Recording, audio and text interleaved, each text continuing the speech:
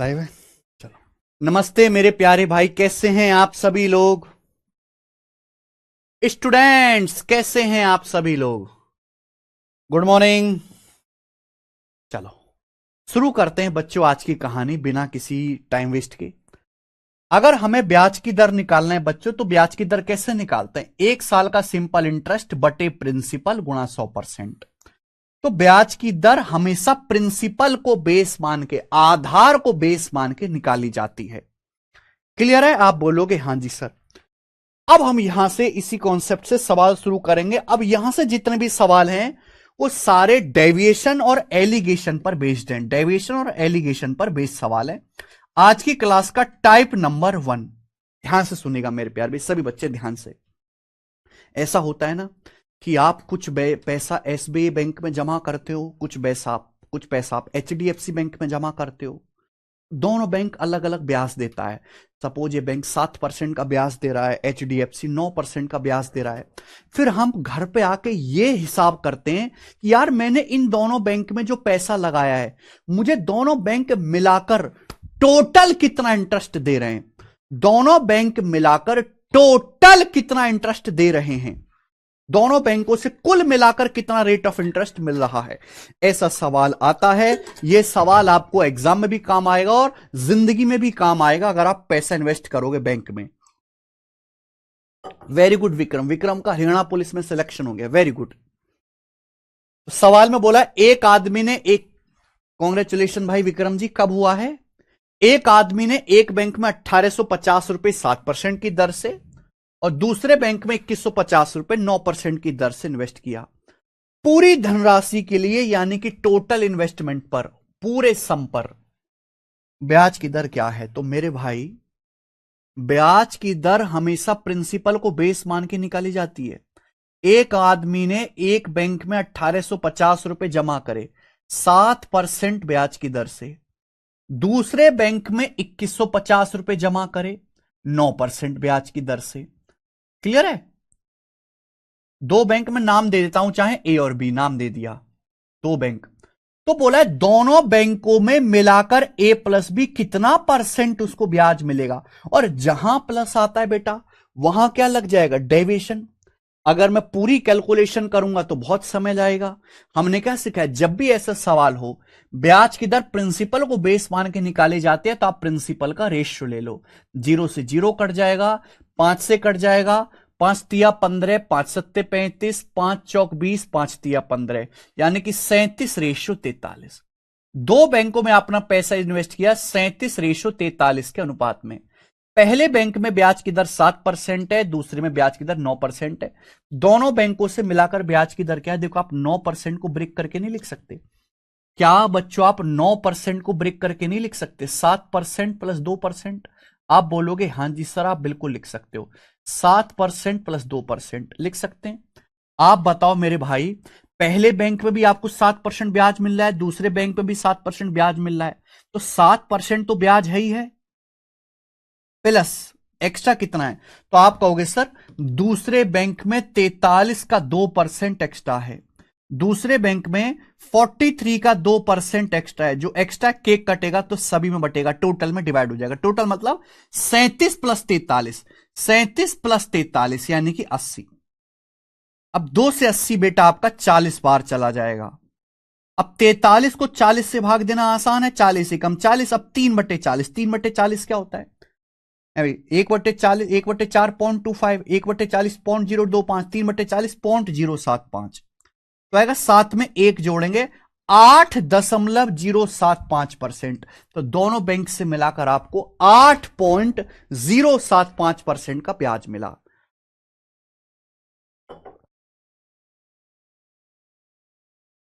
दोनों बैंक से मिलाकर। बच्चों क्या आप ऐसे सवाल कर लोगे? एक ही क्वेश्चन कराऊंगा, ऐसा ज्यादा नहीं कराऊंगा मेरे भाई। आपको मीन वैल्यू निकालनी है, ये मैंने डेविएशन से बताया, आप एलिगेशन से भी कर सकते हो। ठीक है ना? अगर आपने एलिगेशन अच्छे से पढ़ा है तो ये बेस्ट है। आगे चलेंगे मेरे भाई। अगला क्वेश्चन, सवाल है आपके सामने 138। अगला वैरायटी, अगला टाइप आपके सामने आएगा मेरे भाई सवाल नंबर 138 टाइप नंबर 2 जी। अरुण 20,000 रुपए अपने दो दोस्तों को उधार देता है। पहले दोस्त को 12,000 रुपए उधार देता है 8% ब्याज की दर से। अरुण कुल राशि पर, देखो अरुण के पास 20,000 रुपए हैं, दो दोस्त पकड़ लिए। अरुण ने अपने दो दोस्त को पहले ए और बी को 20,000 रुपए उधार दिए। पहले को 12,000 रुपए उधार दिए 8% ब्याज की दर से।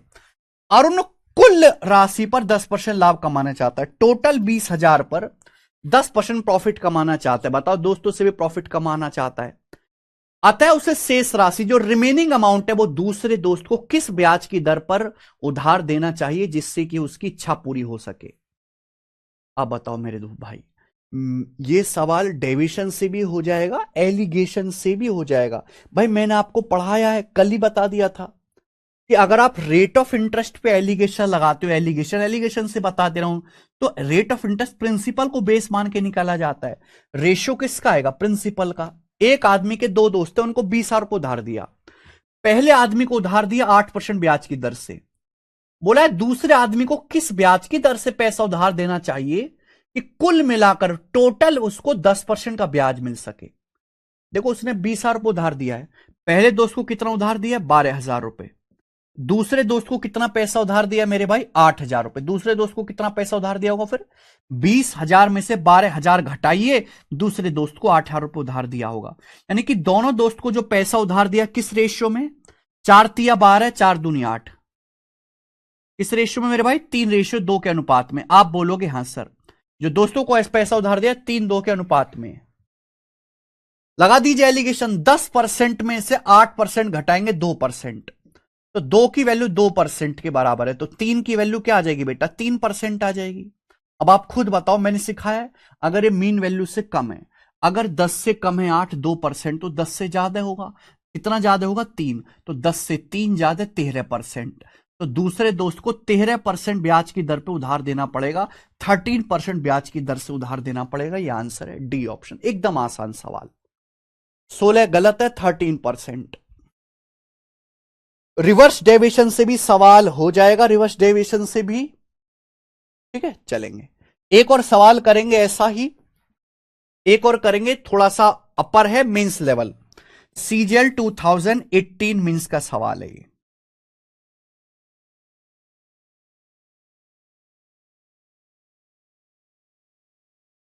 करो बच्चों। A person invested 1/4 of sum of rupees 25,000 at a certain rate of simple interest and the rest at 4% per annum higher rate. एक आदमी ने 25,000 रुपए का 1/4 सिंपल इंटरेस्ट की एक दर से इन्वेस्ट किया और बाकी राशि को 4% हायर रेट से इन्वेस्ट किया। जो टोटल इंटरेस्ट मिला है 2 साल में वो 4,125 रुपए। 2 साल में कितना ब्याज मिला? 4,125 का ब्याज मिला। तो आपसे पूछा rate of interest at which the second sum was invested. What is the rate of interest at which the second sum was invested? Second sum को किस ब्याज की दर से इन्वेस्ट किया गया है? तो भाई जैसे एक आदमी के पास 25,000 रुपए थे, 25,000 रुपए को उसने 2 पार्ट में इन्वेस्ट किया है, फर्स्ट और सेकंड 2 पार्ट में इन्वेस्ट किया है 25,000 रुपए को। भाई तो 25,000 रुपए को 2 पार्ट में इन्वेस्ट किया। 25,000 का 1/4, 25,000 का 1/4 किसी ब्याज की दर से, और जो रिमेनिंग है, रिमेनिंग इन्वेस्ट किया 4% हायर रेट से। जो सेकंड इन्वेस्टमेंट है वो पहली इन्वेस्टमेंट से 4% हायर रेट पर की गई है। देखो ना, एक आदमी ने 25,000 रुपए का 1/4 इन्वेस्ट किया किसी ब्याज की दर से और रेस्ट एट 4% हायर रेट, और बाकी जो है सेकंड जो है वो 4% हायर रेट से इन्वेस्ट किया है। आप मुझे बताओ, ये 25,000 का 1/4 हो जाएगा तो रिमेनिंग क्या है? 25,000 का 3/4। भाई अगर आप रेट ऑफ इंटरेस्ट पे एलिगेशन लगाओगे तो एलिगेशन लगाने से रेशियो किसका आएगा? प्रिंसिपल का रेशियो आएगा ना मेरे भाई। ये 25,000 का 1/4 आपने 25,000 का 1/4 इन्वेस्ट किया, एक में से 1/4 तो बाकी क्या बचा? 3/4। अगर ये 25% इन्वेस्ट किया तो बाकी 75% बचा, यानी कि प्रिंसिपल का रेशियो है 1:3। सेकंड इन्वेस्टमेंट फर्स्ट इन्वेस्टमेंट से 4% हायर रेट पर की गई है। 2 साल में कुल 4,125 का ब्याज मिला। आप बताओ, आपको टोटल 25,000 रुपए पर 2 साल में 4,125 ब्याज मिला, तो आपको 1 साल में कितना ब्याज मिला है? अगर 2 साल में ब्याज 4,125 रुपए, तो 1 साल का ब्याज कितना होगा बटे 2। ये 1 साल का ब्याज आ गया कितने रुपए पर? 25,000 रुपए पर। तो 25,000 रुपए पर ये 1 साल का ब्याज है मेरे प्यारे भाई। परसेंटेज में कितना? इंटू 100%। तो मैंने ये पता लगा लिया कि आपको ओवरऑल कितने परसेंट ब्याज मिला, ये पता लगा लीजिए। 2 जीरो से 2 जीरो कट जाएगा, 25 से 25 एकम 25, 16 25 का 150, 25 पंजे 125 है ना, 165 बटा 165 को 2 से भाग करेंगे, 82.5 बटे 10, 8.25 आ गया। ये क्या आ गया? 8.25% ही आ गया भाई। यानी कि ओवरऑल जो ब्याज की दर है वो 8.25% पर एनम है। देखो मींस लेवल का सवाल है, थोड़ी कैलकुलेशन भी है और लॉजिक भी है। 25,000 रुपए पर अगर आपको 2 साल में 4,125 ब्याज मिला है, तो 1 साल में कितना है? 4,125 बटे 2, परसेंटेज में कितना? इंटू 100%। 2 जीरो से 2 जीरो काट ली बेटा, 25 एकम 25, 16 25 का 150, 12 25, 165 को 20 से भाग किया, 2 2 20, 20 अट्ठे 160 बच जाएगा, 5 बटे 20, 1 बटे 4.25 आ गया, 8.25%। सेकंड इन्वेस्टमेंट जो है पहली से 4% हायर रेट पे की गई। आपसे पूछा है निवेश की गई द्वितीय राशि की ब्याज की दर, सेकंड सम जो है कितने ब्याज की दर से इन्वेस्ट किया गया। अगर आपने एलिगेशन के लेक्चर ढंग से पढ़े हैं तो आपको यह पता होगा कि ये इन दोनों का डिफरेंस दिया है। सेकंड इन्वेस्टमेंट फर्स्ट से 4% हायर रेट, इन दोनों का डिफरेंस दिया है। यही डिफरेंस ही 1:3 में ब्रेक होता है। 4% डिफरेंस है, यही डिफरेंस 1:3 में ब्रेक होता है। ये जो डिफरेंस है यही रेशियो में ब्रेक होता है। डिफरेंस है 4%, 1 और 3 कितना है? 4, टोटल 1 और 3 4, 4 की वैल्यू 4% है। अगर 4 की वैल्यू 4% है तो 1 की वैल्यू 1%, 3 की वैल्यू 3%। अब आप मुझे बताओ, सेकंड इन्वेस्टमेंट ज्यादा रेट पर है, फर्स्ट इन्वेस्टमेंट कम रेट पर है, तो सेकंड इन्वेस्टमेंट ज्यादा होगा, मीन वैल्यू से ज्यादा होगा, 8.25 से ज्यादा होगा, कितना? 1। 8.25 में 1 जोड़ेंगे, 9.25%। तो सेकंड इन्वेस्टमेंट 9.25% ब्याज की दर से की गई है। और आंसर है इस सवाल का बेटा डी ऑप्शन। बहुत अच्छा सवाल। और पहली इन्वेस्टमेंट क्या है? कम होगी, 8.25 से 3 कम होगी, 5.25% आ जाएगा। तो अच्छा सवाल है।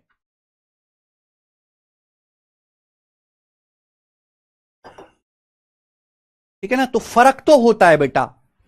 ये प्री लेवल का सवाल था, एकदम आसान। ये मेंस का है। सवाल दोनों ही सेम है, लेकिन फिर भी कैलकुलेशन का, लैंग्वेज लिखने का फर्क है। मुझे लगता है कि अब आप ऐसे सवालों को कर पाओगे, बिना किसी परेशानी के कर पाओगे। आगे चलेंगे। अगला टाइप, अगला टाइप अभी तक मैंने जितने भी टाइप पढ़ाए हैं सिंपल इंटरेस्ट में, अब तो ये चैप्टर लगभग खत्म ही है, एंड की ओर चल रहा है। अभी तक हमने जितने भी टाइप पढ़ाए हैं उनमें one of the most important है ये, one of the most important type है ये वाला, one of the most important. समझ में आया?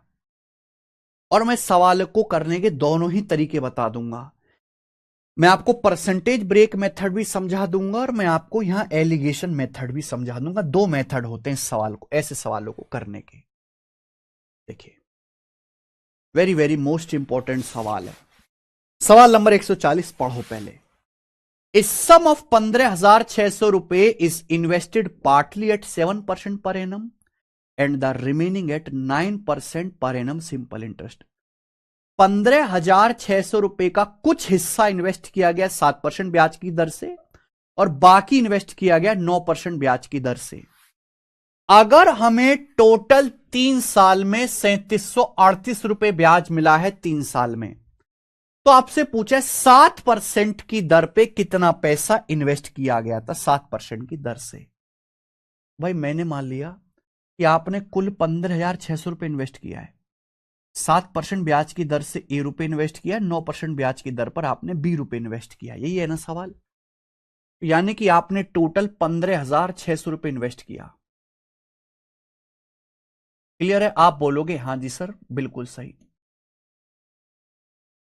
ये इन्वेस्ट किया आपने 7% ब्याज की दर से और ये इन्वेस्ट किया बच्चों आपने 9% ब्याज की दर से, 9% ब्याज की दर से, और आपको 3 साल में 3738 ब्याज मिला। अगर 3 साल में ब्याज 3738 है 3 साल में, तो 1 साल का ब्याज कितना है बच्चों? 1 साल का ब्याज कितना है? तो आप कहोगे सर 3738 को 3 से भाग दो।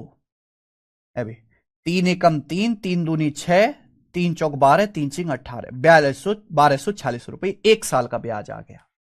तो आपसे पूछा 7% पर कितना पैसा इन्वेस्ट किया गया था। 7% मतलब आपसे एक ही वैल्यू पूछी गई है, आपसे एक ही वैल्यू पूछी गई, 7% पर कितना पैसा इन्वेस्ट किया गया था।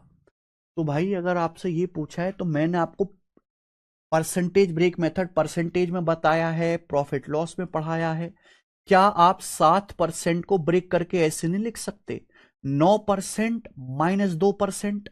आप बोलोगे हां जी सर लिख सकते, 9% माइनस 2%। अब आप देखोगे बेटा यहां भी 9% ब्याज की दर है, यहां भी 9% ब्याज की दर है। भाई ये पैसा भी 9% ब्याज रेट ऑफ इंटरेस्ट पे इन्वेस्ट किया गया, ये भी 9% रेट ऑफ इंटरेस्ट पे इन्वेस्ट किया गया। तो कुल आपको 9% ब्याज तो मिलेगा ही मिलेगा। कुल आपको 15,600 रुपए का 9% तो ब्याज मिलेगा ही मिलेगा। अब 15,600 का 9% कितना होता है? परसेंटेज से 2 जीरो काटो, 15 निम्मा 135, 1350 और 6 निम्मा 54, 1350 में 54 जोड़ो 1404 रुपए। यानी कि आपको ब्याज मिलना चाहिए 1404 रुपए। 15,600 का 9% आपको ब्याज मिलना चाहिए 1404 रुपए। लेकिन सवाल के अनुसार आपको एक साल में ब्याज मिला कितना है? 1240। तो आपको कितना ब्याज कम मिला? कितने रुपए आपको कम ब्याज मिला? तो आप कहोगे सर 14 में से 6 गया 8, 9 में से 4 गया 5, 158 रुपए आपको कम ब्याज मिला। ये 158 रुपए आपको सर ब्याज कम मिला है। क्यों कम मिला है? वाई दिस कम मिलिंग ब्याज? तो आप कहोगे सर क्योंकि पहला हिस्सा 2% कम ब्याज की दर पर इन्वेस्ट किया गया है। सर पहला हिस्सा 2% कम ब्याज की दर पर इन्वेस्ट किया गया है, तो पहले हिस्से का ए का 2% ही 158 के बराबर है। समझ में आई बात? तो ए का 1% कितना है? 2 सत्ते 14, 2 नाम 18, 79। ए का 100% कितना है? 7900 रुपीज। ये आंसर आ गया, यही है। 7% ब्याज की दर पर कितना पैसा इन्वेस्ट किया गया था? 7900 रुपीज इन्वेस्ट किया गया था। और ये इस सवाल का आंसर है। कोई भी सवाल कितना भी कैलकुलेटिव क्यों ना आ जाए, ये परसेंटेज ब्रेक मेथड से हो जाएगा। इसका बेसिक मैं आपको परसेंटेज में पढ़ा चुका हूं। अभिषेक जी आप बेसिक मांग रहे हैं, बेसिक यहां नहीं होगा बेटा। इसका बेसिक है परसेंटेज चैप्टर में। बेटा परसेंटेज की ना मैं 30 क्लास लेता हूं, मुंह फुकाने के लिए नहीं लेता बच्चों के। एक सवाल आता है परसेंटेज की, 30 क्लास 40 घंटे परसेंटेज पढ़ाता हूं मैं। क्योंकि मैं परसेंटेज केवल परसेंटेज चैप्टर नहीं है, परसेंटेज का deviation concept, successive percentage change, percentage break method, पूरे मैथ में लगता है। पूरे मैथ में जब मैं पढ़ाता हूं तो बच्चे बस एक ही चीज, अरे कब खत्म होगा, कब खत्म होगा, कब खत्म होगा। जब बच्चे ऐसे करते हैं वो खुद को खत्म कर रहे हैं। अब कर लो, अभी से मुंह फुका लो, अब तुम अपना कर लो, इस सवाल को समझ लो। कैसे समझोगे? जब आपने परसेंटेज ब्रेक मेथड ही नहीं पता, आपको वो आता ही नहीं है, तो कैसे आप इस सवाल को समझ पाओगे? इस सवाल को करने के लिए बहुत सारा बेसिक आपको पहले से आना चाहिए। सवाल सॉल्व हो रहा है यहां, बेसिक नहीं हो रहा। सॉल्व हो रहा है, बेसिक नहीं हो रहा। बेसिक हो चुका परसेंटेज में।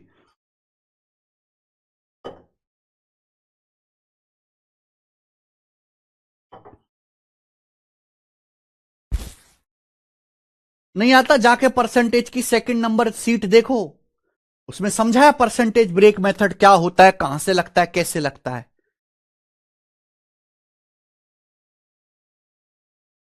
ठीक है जी।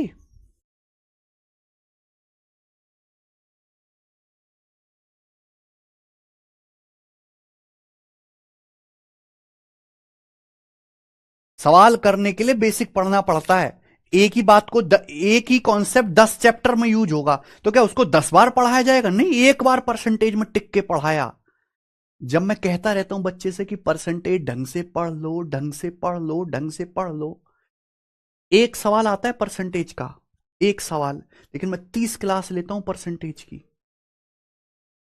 बच्चों को लगता है इतना सर ज्यादा क्यों पढ़ाते हैं, क्योंकि अगर वो परसेंटेज ढंग से नहीं पढ़ा तो कैसे सिंपल इंटरेस्ट सीखोगे? सीख ही नहीं सकते, कर ही नहीं सकते बेटा, हो ही नहीं सकता। तो बेसिक ही मांगते रहोगे जिंदगी भर। ये देखिए सवाल नंबर है 141, 141, बिल्कुल ऐसा ही सवाल है। कोई फॉर्मूला नहीं है दुर्गेश यादव जी, नो फॉर्मूला, बिल्कुल ऐसा ही सवाल है, बस डाटा चेंज है। इसको खुद से ट्राई करना, ये आपका होमवर्क है। मैं बहुत क्वेश्चन प्रैक्टिस कराऊंगा, आप चिंता ना करें मेरे भाई। ये देखिए सवाल नंबर 142, ये देखो बच्चों सवाल same question, Delhi police constable का एक और सवाल दिल्ली पुलिस कांस्टेबल के पेपर का। बनाइए बच्चों। कुमार ने दो योजनाओं ए और बी में कुल 16,900 का इन्वेस्ट किया। दोनों योजनाओं में ब्याज की दर 14% और 11% प्रतिवर्ष थी। 2 साल में कुल ब्याज 4,498 था। तो बी में कितना पैसा इन्वेस्ट किया गया? बी में कितना पैसा इन्वेस्ट किया गया, ये आपसे पूछा गया है। क्या आप नहीं कर सकते? सेम क्वेश्चन है, मुझे पता आप कर लोगे। बता दूं कि कर लेंगे?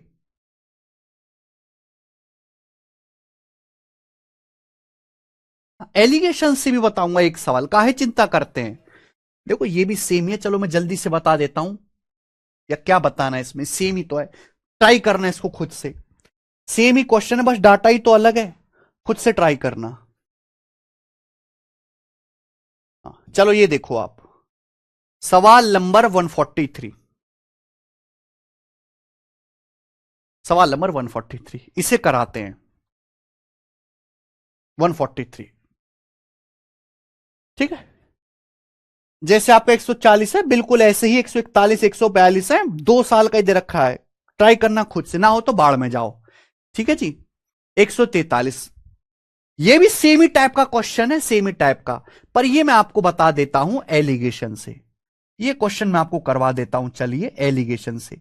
ये सवाल परसेंटेज ब्रेक मेथड से भी हो जाता है, एलिगेशन से भी हो जाता है। बच्चों हमने आपको पढ़ाया है कि अगर रेट ऑफ इंटरेस्ट पे एलिगेशन लगाओगे, तो प्रिंसिपल का रेशियो आएगा। अगर ब्याज की दर पे एलिगेशन लगाओगे तो प्रिंसिपल का रेशियो आएगा। 70,000 रुपए की धनराशि के एक भाग को 4% और बाकी को 6% की दर से उधार दिया जाता है। A sum of 70,000 was lent partly at 4%, remaining at 6% simple interest. The total interest received after 3.5 years is 12488. The sum lent at 4%. 4% पर कितना पैसा उधार दिया गया? देखो 70,000 रुपए को उधार दिया गया, मान लिया एक भाग ए 4% ब्याज की दर पर और रिमेनिंग भाग बी 6% की दर पर। हमारे पास 70,000 रुपए हैं। 70,000 रुपए को 2 पार्ट में उधार दिया गया, ए और बी नाम दे दिया मैंने। यह उधार दिया गया 4% ब्याज की दर से और यह पैसा उधार दिया गया 6% ब्याज की दर से। क्लियर है? आपसे सवाल में यह पूछा गया 4% ब्याज की दर पर उधार की राशि, यानी कि ए का मान पूछा है। 3.5 साल में कितना ब्याज मिला? 12,488। ये 3.5 साल का ब्याज है, 12,488। 3.5 साल बाद कुल ब्याज, तो 1 साल का ब्याज कितना होगा? जल्दी से बताओ बेटा। 3.5 का मतलब 7/2। अगर 3.5 साल का ब्याज 12,488 तो 1 साल का ब्याज क्या होगा? 7/2 से डिवाइड कर दो। 7 एकम 7, 5 4 7 7 49, 5 8 7 8 56, 7 चौक 28।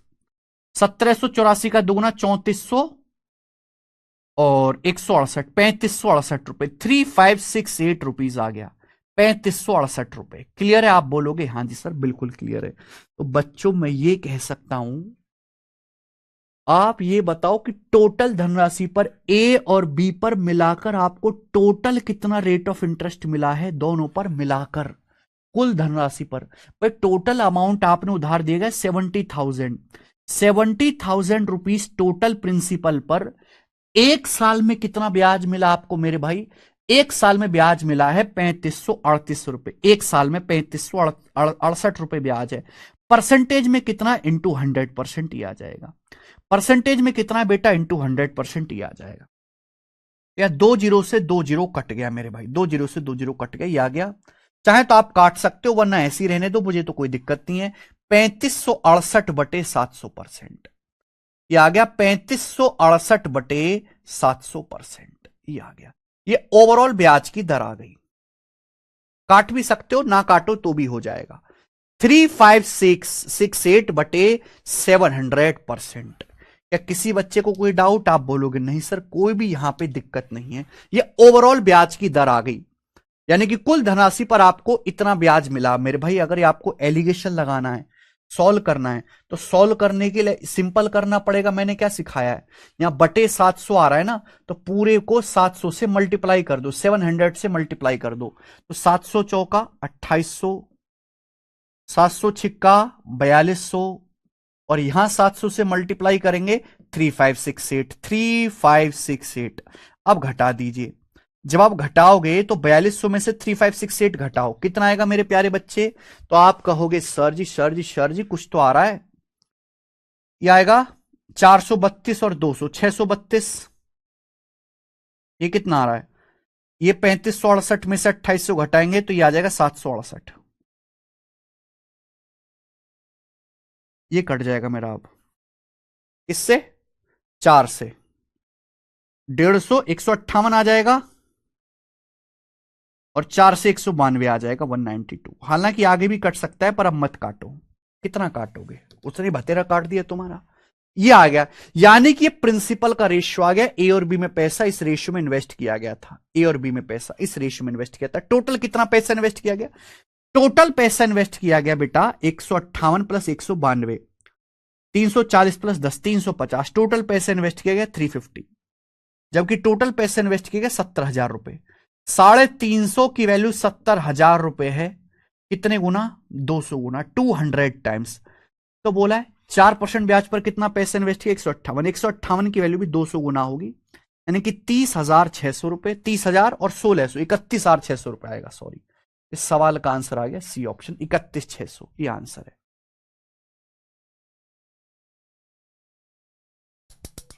ये हो गया इस सवाल को करने का एलिगेशन मेथड।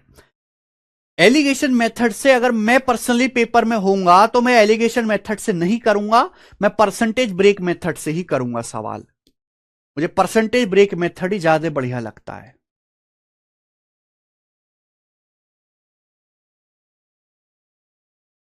सात बटे दो कैसे हुआ सर? बेटा 3.5 साल का ब्याज दे रखा है, 3.5 का मतलब 7/2। 7/2 साल का ब्याज है, 1 साल का ब्याज निकालना है तो जितेंद्र कुमार जी 7/2 से भाग देंगे। 3.5 मतलब 7/2, 7/2 साल ब्याज 12,488 है। 1 साल का ब्याज 7/2 से डिवाइड किया हमने। ठीक है बच्चे? बहुत क्वेश्चन डाले मैंने प्रैक्टिस के लिए, एक ही वैरायटी के कितने सारे सवाल हैं। ये देखो 2 क्वेश्चन और करेंगे ऐसे ही। सवाल नंबर 144, ये करिए।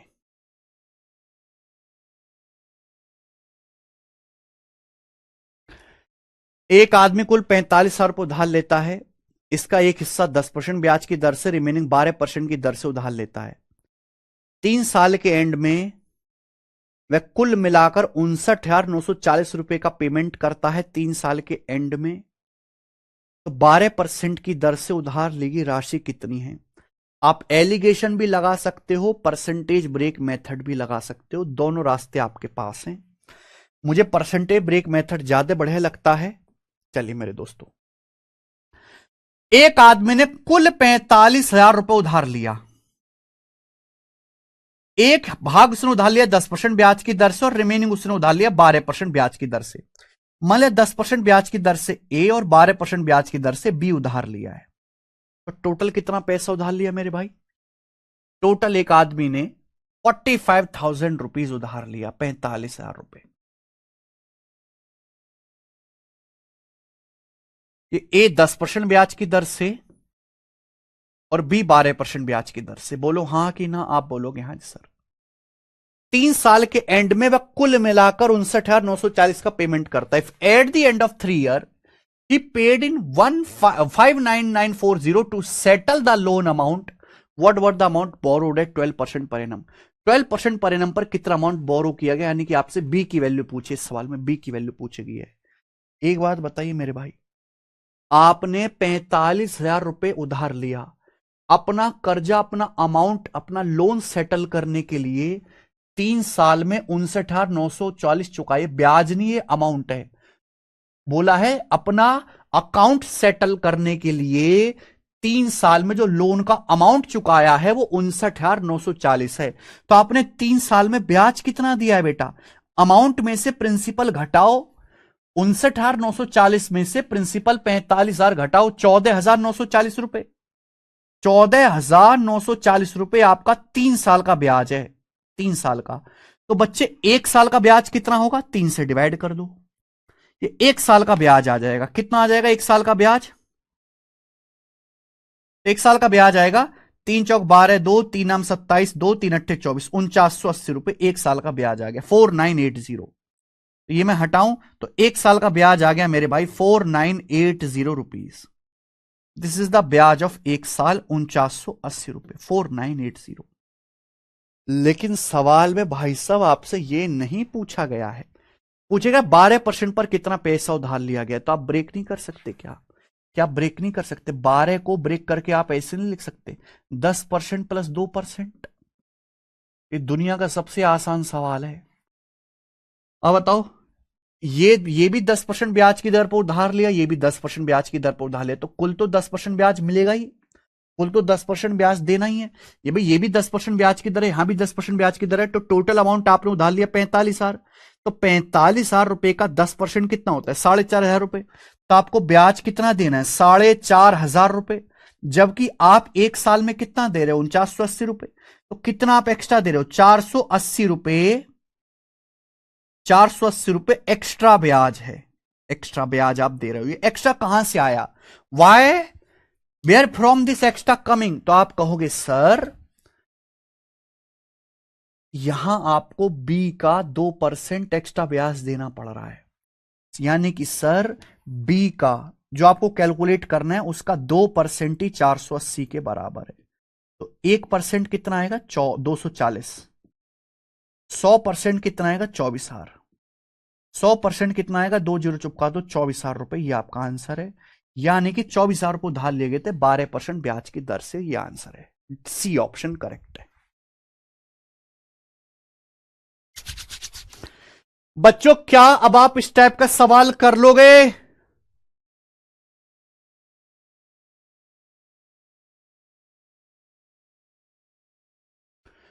बच्चों अरे यार बोल भी दो कभी, क्या अब आप इस टाइप का सवाल कर लोगे?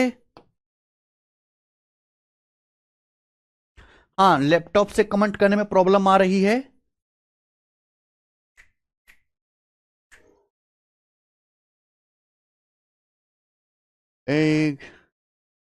काफी सारे क्वेश्चंस हो गए मेरे भाई।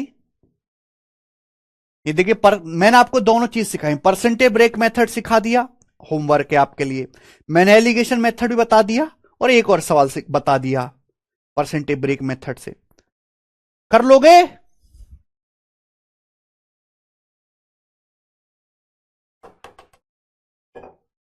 इस टाइप का आखिरी सवाल और सबसे मुश्किल सवाल जो एसएससी के बैंक में नहीं, पेपर में नहीं आया है, ये एसबीआई पीओ के पेपर का सवाल है 2019 का। बहुत पुराना क्वेश्चन है, हम हर साल कराए जा रहे हैं इस उम्मीद में कि कभी ना कभी एसएससी में भी जरूर ऐसा सवाल आएगा, पर ससुरा अभी तक आ नहीं रहा। अच्छा क्वेश्चन है वैसे, इस टाइप का लास्ट सवाल है। A person invested a sum of 90,000 in 3 scheme A, B, C at rate of 16, 19 and 31% per annum। एक आदमी ने 90,000 रुपए इन्वेस्ट किए 3 स्कीम में अलग अलग, 90,000 रुपए इन्वेस्ट किए टोटल 16, 19, 31% ब्याज की दर से। स्कीम सी में इन्वेस्टेड अमाउंट स्कीम ए में इन्वेस्टेड अमाउंट से 50% ज्यादा है। The amount invested in scheme C is 50% more than the amount invested in scheme A. Scheme C में स्कीम ए से 50% ज्यादा इन्वेस्ट किया गया। 50% की फ्रैक्शन वैल्यू 1/2, यानी कि स्कीम ए में 2 रुपए इन्वेस्ट किया गया तो स्कीम सी में 3 यूनिट इन्वेस्टमेंट किया गया, 3 यूनिट। बात सही है। Find the total amount invested in scheme B, बताओ स्कीम बी में कितना पैसा इन्वेस्ट किया गया if he gets a total amount of 1,50,300 in 3 साल। बताओ स्कीम बी में कितना पैसा इन्वेस्ट किया गया है अगर उसे 3 साल बाद टोटल 1,50,300 रुपए अमाउंट मिलता है 3 साल के बाद। कोई प्रॉब्लम नहीं। देखो भाई, एक आदमी ने 3 स्कीम में पैसा ठोक दिया, एबीसी में 90,000 रुपए। स्कीम सी में स्कीम ए से 50% ज्यादा इन्वेस्ट किया। स्कीम में 2 यूनिट इन्वेस्ट किया, स्कीम सी में 3। बताओ स्कीम ए में ब्याज की दर कितनी है? 16%। स्कीम सी में ब्याज की दर कितनी? 31%। स्कीम में ब्याज की दर 16%, स्कीम सी में 31%। ये तीनों स्कीम का आ गया ना, ए बी सी।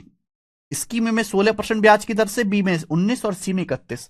तो आप मुझे ये बताओ, स्कीम ए में 16% ब्याज की दर है, स्कीम सी में 31% ब्याज की दर है, तो इन दोनों स्कीम से मिलाकर, ए और सी से मिलाकर उसको कितने परसेंट ब्याज मिलेगा? बताइए जल्दी से। इन दोनों स्कीम से मिलाकर कितने परसेंट ब्याज मिलेगा? तो ये हो जाएगा बेटा, वेटेड एवरेज से डेविएशन मेथड भी लग जाएगा। यहां ब्याज है 2 का 16%, 16 दूनी 32। यहां ब्याज है 3 का 31%, 31 दिया 93। आउट ऑफ टोटल, टोटल है 2 और 3 5, तो 32 प्लस 93 125, 125/5 25%। यानी कि स्कीम ए और सी में मिलाकर उसको 25% ब्याज मिलता है। ए और सी में मिलाकर, स्कीम ए और सी में मिलाकर 25% ब्याज मिलता है, ये मैंने पता लगा लिया। अब आगे ये सवाल डेविएशन से भी हो जाए, परसेंटेज ब्रेक मेथड से भी हो जाएगा, एलिगेशन से भी हो जाएगा। ठीक है, दोनों ही रास्तों से हो जाएगा सवाल। भाई हम ये कह सकते हैं स्कीम ए और सी में कुल मिलाकर उसे कितना परसेंट ब्याज मिलता है? 25% ब्याज मिलता है स्कीम ए और सी में। जबकि स्कीम बी में कितना परसेंट ब्याज है? 19%। अब बताओ तीनों स्कीमों में मिलाकर ए प्लस सी प्लस बी, ए प्लस सी में अगर मैं बी जोड़ूंगा, तीनों स्कीमों में मिलाकर कितना परसेंट ब्याज है? अब बताओ, 90,000 रुपए 1,50,300 बन गए, तो आपको ब्याज कितना मिला? 60,300 रुपए ब्याज मिला मेरे भाई, 60,300 रुपए ब्याज 3 साल में। अगर 90,000 1,50,300 बन गए तो 60,300 ब्याज 3 साल में। 1 साल का ब्याज कितना आ गया? 20,100 रुपए। 1 साल का ब्याज 20,100 रुपए है। आपसे पूछा ब्याज की दर, तो 90,000 के प्रिंसिपल पर, 90,000 के प्रिंसिपल पर 1 साल में 20,100 रुपए ब्याज है। परसेंटेज में कितना? इंटू 100%। 2 0 2 0 कट गया, 2 0 2 0 कट गया 3 से, 3 चिंग 18 और 2 3 7 21 और ये 3 3 67/3%। क्लियर है? तो आप यहां से ये कह सकते हैं कि 3 साल में, सॉरी, आपको जो टोटल ब्याज मिल रहा है तीनों स्कीम से, ए प्लस बी प्लस सी, तीनों स्कीम से मिलाकर आपको 67/3% ब्याज मिला। 67/3% ब्याज मिला। और ब्याज की दर पे एलिगेशन लगा दीजिए, क्या आ जाएगा? सिंपल सा ये रेशियो आ जाएगा, प्रिंसिपल का इन्वेस्टमेंट का रेशियो आ जाएगा। ये है मेरे दोस्तों, यहां पे सॉल्व करना है आपको केवल। 90,000 1,50,300 बनेंगे तो 60,300 ब्याज मिला। 1 साल में 20,800, 90,000 रुपए पर कितना हो गया बेटा? 67/3%। लगाओ एलिगेशन मेरे भाई। 67/3 में से 19 घटाओ, चाहे आप 3 से गुणा कर लो, आप 3 से गुणा कर लो तो भी हो जाएगा। ये हो जाएगा 75, ये हो जाएगा 57, ये हो जाएगा 67। तो घटाओगे आ जाएगा 10:8। घटाओगे तो कितना आएगा? 10:8, यानी कि 5:4। 10:8 का मतलब 2 से काट लेंगे, 5:4, 5:4 आ गया। आपसे पूछा बी में कितना पैसा इन्वेस्ट किया, देखो टोटल पैसा है 90,000 रुपए इन्वेस्टमेंट। तो आप मुझे बताओ टोटल इन्वेस्टमेंट कितना है? ये 5 और 4, ये 5 और 4 9। अगर 9 की वैल्यू 90,000 रुपए के बराबर है तो बी में कितना पैसा इन्वेस्ट किया गया? 4 यूनिट, 4 किलो 40,000। 9 की वैल्यू 90,000, 4 किलो 40,000, तो बी में 40,000 रुपए इन्वेस्ट किया गया। ये आंसर है 40,000 रुपए। तगड़ा सवाल।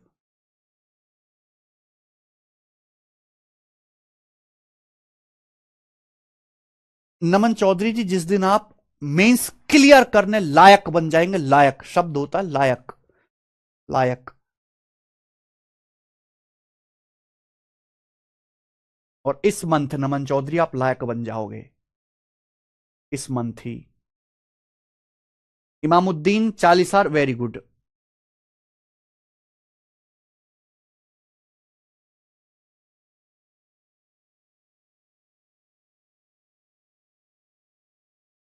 हर किसी बच्चे के बस की बात नहीं है, हाई लेवल का क्वेश्चन है, बैंकिंग का सवाल है, और ये टाइप खत्म हो जाता है। इसी के साथ ये टाइप खत्म हो जाता है। मैंने आपको अच्छे से बता दिया मेरे भाई कि एलिगेशन डेविएशन से कैसे सवाल करने हैं, ये टाइप समाप्त। ठीक है, आगे चलें। नेक्स्ट, अगला type.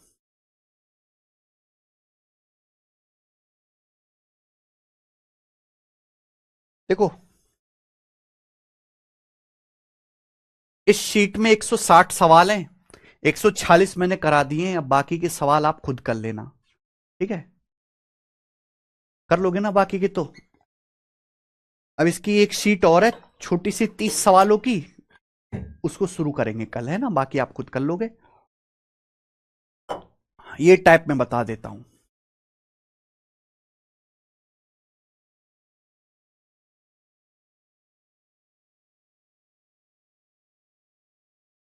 Anil lent a sum of 5,000 on simple interest for 10 साल in such a way that the rate of interest is 6% per annum for the first 2 years, 8% for the next 2 years, 10% per annum beyond 4 years.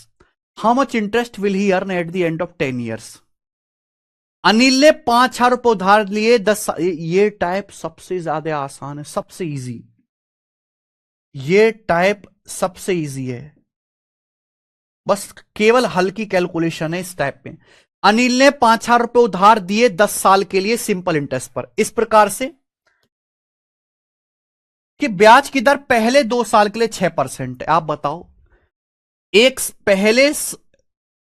साल में ब्याज की दर 6% है पहले 2 साल के लिए, तो 2 साल में कितना ब्याज मिल जाएगा? 12%।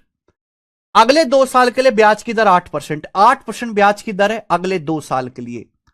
तो एक साल में 8% ब्याज है, 2 साल में कितना ब्याज हो जाएगा? 16%। 2 और 2 4 साल बीत गए, और 4 साल के बाद ब्याज की दर 10% है।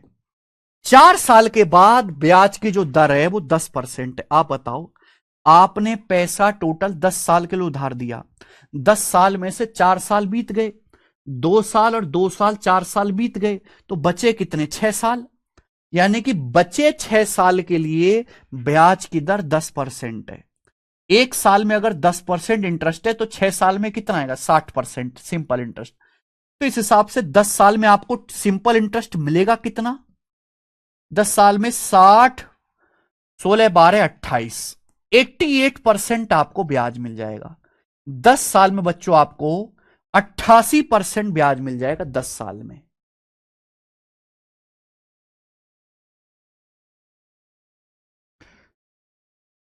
आपसे पूछा कितना ब्याज मिलेगा, आपने 5,000 रुपए उधार दिया था, तो 10 साल में 5,000 का 88% ब्याज मिलेगा।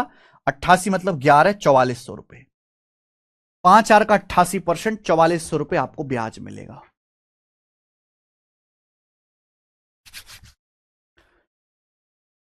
हो गया ना खत्म?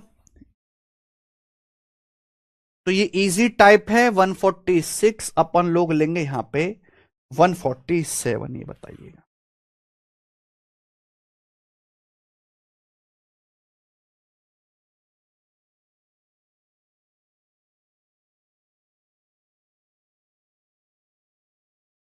करो बच्चों।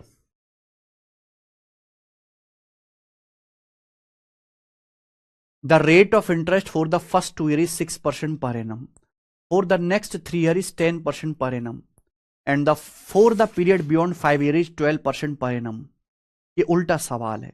If a person gets rupees 12,771 as simple interest after 7 साल, अगर एक आदमी को 7 साल में 12,771 रुपए ब्याज मिलता है, then how much money did he invest, उसने कितना पैसे इन्वेस्ट किया था। सवाल में आपको 7 साल का ब्याज दिया हुआ है, तो आप यहां पे ब्याज निकालिए। अब लिखना कम करो, सोचना ज्यादा है। पहले 2 साल के लिए ब्याज की दर 6% है। अगर 1 साल में 6% ब्याज है तो 2 साल में कितना ब्याज होगा? 2 छिक्का 12% ब्याज होगा, 2 छिक्का 12%। आगे अगले 3 साल के लिए ब्याज की दर 10% है। 1 साल में अगर 10% ब्याज है तो 3 साल में कितना ब्याज होगा? 30%। 30%। कितने साल बीत गए? 2 साल और 3 साल, 5 साल बीत गए। 5 साल के बाद ब्याज की दर अब 12% है। 5 साल के बाद, 5 साल के बाद 7 साल बाद किसी आदमी ने 12,771 रुपए ब्याज मिला। 7 साल बाद किसी आदमी को, आप बताओ, 5 साल के बाद 7 साल में ब्याज मिला है, तो 2 साल और बाकी है। 2 साल और बाकी, 5 साल के बाद 7 साल तक 2 साल और बाकी हैं। 7 साल बाद ब्याज 12,771 मिला। 7 साल में से 5 साल बीत चुके हैं, 2 साल और बाकी हैं। अगर 1 साल में 12% ब्याज है तो 2 साल में कितना ब्याज होगा? 24% ब्याज होगा। तो आपको टोटल ब्याज कितना मिलेगा? जोड़ दीजिए, 24 12 36 और 30, 76% आपको ब्याज मिलेगा। 76%। क्या आपको मेरी बात समझ में आ रही है? जबकि आपको ब्याज मिला कितना है? 12,771 रुपए आपको ब्याज मिला।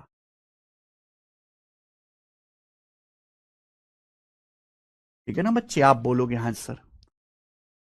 4 2 6, 3 2 5 और 1 6। बताओ कितने?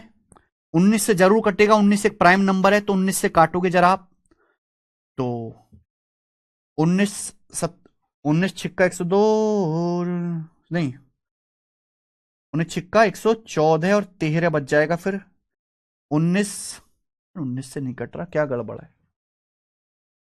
नहीं नहीं नहीं नहीं नहीं, 19 छिक्का 114 और 13 बच जाएगा 137। 69 133 4 1, गड़बड़ है। 66 आ रहा है।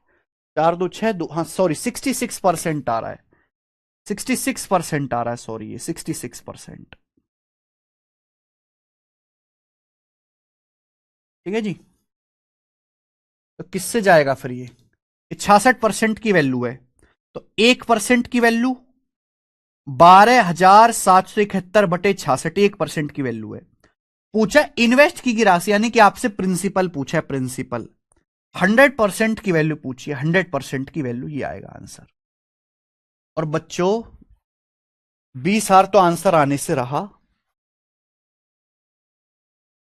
पूरा भाग नहीं जा रहा बेटा। 11 से काटें, अब 22 से काटे। 22 दिया 66, 7 2 9 7 और 1 8 1 9, 22 से कटेगा। 22 से कैसे कटेगा बेटा? 22 तो मेरे दोस्तों आपका इवन नंबर है, 11 से ही कटेगा। 11 चिंग 66, 11 कम 11, 1 बचेगा। 11 कम 11, 11 चिंग 66, 11 कम 11। फिर 3 से कटेगा। 3 तिया 9, 2 3 अट्ठे 24, 3 सत्ते 21, 2 से 100 50 बार, तो 387 गुणा 50 आएगा। यानी कि 387 की 50 में गुणा करेंगे तो 400 की 50 में गुणा करो 20,000, और 13 माइनस 50 650 घटाओ, तो 20,000 में 650 घटाएंगे 19,350 आंसर है। तो इस सवाल का आंसर है 19,350। हाँ 33 से कटता, 11 और 3 से कटा, 33 से काटते हम। 19,350 रुपए आंसर आ गया इस सवाल का। बहुत आसान सवाल है बच्चे, वेरी नाइस और इजी क्वेश्चन।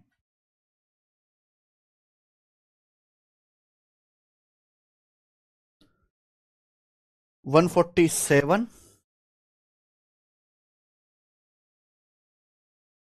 चल भाई, अरे चाइनीज डब्बे चल जल्दी से। अब हम यहां पे सवाल करेंगे इसी टाइप का 148। चलो बच्चों करके दिखाओ भाई। सेम क्वेश्चन है, बस डाटा चेंज है। सीजीएल 2023 का सवाल है, सेम क्वेश्चन है, डाटा चेंज है। करके दिखाइए। कुणाल शर्मा पहले आप ये सवाल करके दिखाओ। 2023 प्री का सेम ही क्वेश्चन है, फटाफट। जल्दी से।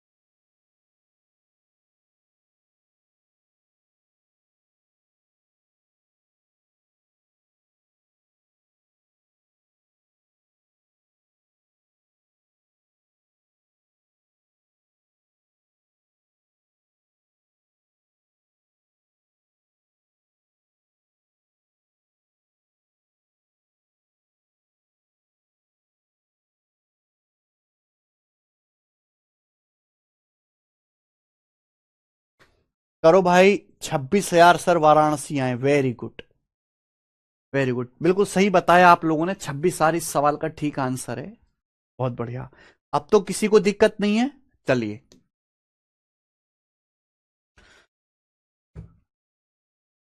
इस टाइप का आखिरी सवाल करेंगे मेरे भाई, और इसमें थोड़ा सा चेंज रहेगा। इस सवाल में थोड़ा सा चेंज रहेगा। कहां गया? 149, ये बताओ बच्चों, 140।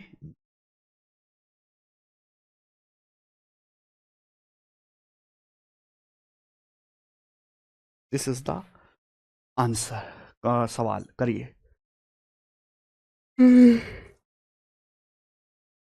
The rate of simple interest on a certain some of money 6.5% for the first 4 year. पहले 4 साल में साधारण ब्याज की दर 6.5% है। अब बताओ, एक साल में 6.5% ब्याज है, तो 4 साल में कितना होगा? 26%। 26%। अगले 7 साल के लिए 9% है। एक साल में 9% ब्याज है, तो 7 साल में कितना होगा? 63%। अब 4 साल और 7 साल, 11 साल बीत गए। 11 साल के बाद ब्याज की दर 10% है। 19 साल के बाद amount received at the end of 19 year is 43,40। ये 43,40 19 साल बाद अमाउंट दिया है, ना कि सिंपल इंटरेस्ट। प्रिंसिपल आपसे पूछा है, तो भैया 4 साल, 7 साल, 11 साल बीत गए। 19 साल बाद अमाउंट दिया है। 11 साल और 19 साल, बचे 8 साल। तो बचे 8 साल में ब्याज की दर 10% है। 11 साल के बाद 8 साल बचे, 11 8 19, ब्याज की दर 10%। एक साल में 10%, तो 8 साल में 80% ब्याज होगा। यानी कि अगर मैं इन सबको जोड़ दूं, तो आपको सिंपल इंटरेस्ट कितना मिलेगा? 639, 6 2 8 8 16, 169% आपको सिंपल इंटरेस्ट मिल जाएगा। लेकिन आपको दिया 19 साल बाद अमाउंट, ये अमाउंट दिया है आपको, सॉरी, आपको अमाउंट दिया है, तो अमाउंट निकालना पड़ेगा ना। 100% अगर आपका प्रिंसिपल है, 169% आपको ब्याज मिल गया, तो अमाउंट हो जाएगा 269%। और ये अमाउंट आपको 269% की वैल्यू दी है 43,040 के बराबर। सभी के आंसर एमेंड में 000 लगा हुआ है, यानी कि पूरा पूरा डिवाइड होगा। 269 से एक बार जाएगा, फिर 9 छिक्का 54, तब 4 आएगा, यानी कि 1% 160, 100% 16,000। 16,000 रुपए आपका प्रिंसिपल आ गया। यस नितिन वर्मा।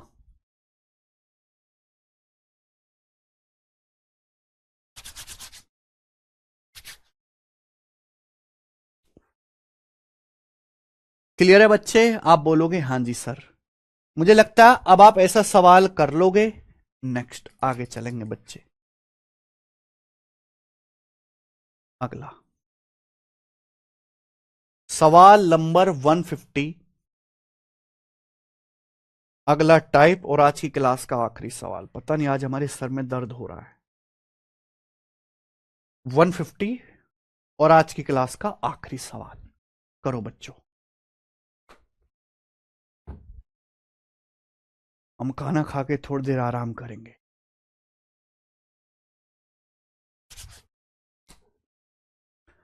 देखो ये सवाल बहुत फेमस है, एसएससी, रेलवे, बैंकिंग सभी में ही आया है। एक एक दो दो बार तो सभी में ही आया है, लेकिन इसको बच्चे कर नहीं पाते क्योंकि उसकी लैंग्वेज ही नहीं समझ पाते। A person deposited certain money at the starting of each year. एक आदमी हर साल की शुरुआत में कुछ पैसा जमा करता है। ब्याज की दर 13% पर एनम है। At the end of third year, 3 साल के एंड में टोटल अमाउंट इज 24,948। 3 साल के एंड में टोटल अमाउंट 24,948 है। तो आपसे पूछा है हर साल कितना पैसा डिपॉजिट किया, how much money he deposited each year. हर साल कितना पैसा जमा करता है। सवाल का डाटा बहुत आसान है, 100 मान के करिएगा। देखा, ये देखो, एक आदमी हर साल की शुरुआत में बैंक में कुछ पैसा जमा करता है। जैसे एक आदमी ने बैंक में खाता खुलवाया, कुछ पैसा बैंक में डाल दिया कि बाबूजी ये पैसा जमा कर लो। फिर 1 साल बीत गया, 1 साल बाद जो है फिर बैंक गया, फिर बैंक में पैसा जमा कर दिया। फिर 1 साल बीत गया, फिर 1 साल बाद बैंक में गया, फिर उतना ही पैसा बैंक में जमा कर दिया। फिर 1 साल बीत गया और 1 साल के एंड में फिर बैंक में उतना ही पैसा जमा कर दिया। बात सही है? तो भैया मैंने ये मान लिया कि वो हर साल 100 यूनिट बैंक में जमा करता है। माना वो हर साल बैंक में 100 यूनिट जमा करता है। बैंक में खाता खुलवाया, 100 यूनिट जमा कर दिया, 100 यूनिट। 1 साल बाद फिर 100 यूनिट जमा कर दिया, फिर 1 साल के बाद 100 यूनिट जमा कर दिया। ये हो गया ना, 1 और 1 2 साल हो गया। फिर 3 साल बाद फिर 100 यूनिट जमा कर दिया। 1 साल बीत गया, 3 साल के एंड में कुल ब्याज 24,948 है। एक बात बताओ, अगर ब्याज की दर 13% है, जो इसने पैसा जमा किया है पहले साल में, इस पे तो उसे 3 साल का ब्याज मिल जाएगा। बच्चों इस पे तो उसे 3 साल का ब्याज मिल जाएगा। अच्छा, ये चौथे साल के एंड में थोड़ा ना पैसा जमा करेगा, ये सॉरी गड़बड़ कर दी हमने। इस पे तो 3 साल का ब्याज मिल जाएगा मेरे भाई। देखो, बैंक में खाता खुला है, 100 यूनिट जमा कर दिया। फिर अगले 1 साल बाद फिर बैंक में गया, 100 यूनिट जमा कर दिया। फिर 1 साल बाद फिर बैंक में गया, 100 यूनिट जमा कर दिया। ये हो गया 3 साल का एंड ऑफ 3 ईयर। यहां 3 साल का एंड हो रहा है। सवाल में बोला है 3 साल बाद जो उसको अमाउंट मिला है वो 24,948 रुपए मिला है। आप ये बताओ, ये जो पैसा उसने स्टार्टिंग पे जमा किया, इस पे 1 साल 3 साल का ब्याज मिल जाएगा। अगर 1 साल में 13% ब्याज है तो 3 साल में कितना ब्याज मिल जाएगा मेरे प्यारे भाई? 39 यूनिट ब्याज मिल जाएगा मेरे भाई। 1 साल में 13%, 3 साल में 39। ये पैसा जो 1 साल बाद जमा किया है, इस पे 2 साल का ब्याज मिलेगा मेरे भाई, 2 साल का ब्याज मिलेगा। ये 1 साल 2 साल का ब्याज मिलेगा। अगर 1 साल में 13% है, 2 साल में कितना ब्याज मिलेगा? 26। फिर सेकेंड ईयर के एंड में सेकेंड ईयर के एंड में फिर 100 यूनिट जमा कर दिया, इस पे 1 साल का ब्याज मिलेगा। अगर 1 साल में 13% ब्याज है तो इस पे कितना ब्याज मिलेगा? 13। तो यानी कि जब आप 3 साल बाद देखोगे खाते में तो कितना अमाउंट हो जाएगा 3 साल बाद? बताओ 3 साल बाद कितना अमाउंट हो जाएगा? 100 300 तो आपने जमा ही कर दिया, 300 तो आपने जमा ही कर दिया, और 13, 26, 39 और 39, 78 आपको ब्याज मिल गया। तो 100 300 तो आपने हर साल करके जमा कर दिया, और 13, 26, 39 और 39, 78 आपको ब्याज मिल गया। तो 3 साल के एंड में आपके खाते में 378 अमाउंट होगा, जबकि अमाउंट होता कितना है 3 साल के बाद? 24,948 रुपए, 24,948 रुपए। ये 378 यूनिट की वैल्यू आ गई। हर ऑप्शन के एंड में डबल जीरो, पूरा पूरा भाग जाएगा। 378 से कितनी बार जाएगा बेटा? 6 बार जाएगा। सब 6 बार जा रहा है ना, पहला 6 6। ये देखो ये 8 है। अगर 8 से 8 पे जाना है तो या तो 8 एकम 8 जाएगा, एक बार नहीं है, या फिर 8 छिंग 48 जाएगा। 8 छिंग 48 में 8 आता है एंड में, 66 बार जाएगा। ये 66 गुना है। तो हर साल जमा की जाने वाली राशि 100 की वैल्यू भी 66 गुना होगी, 6600 रुपए। बी ऑप्शन आंसर है। हर साल आप बैंक खाते में 6600 रुपए जमा करते हो, ये आंसर है। बहुत अच्छा सवाल।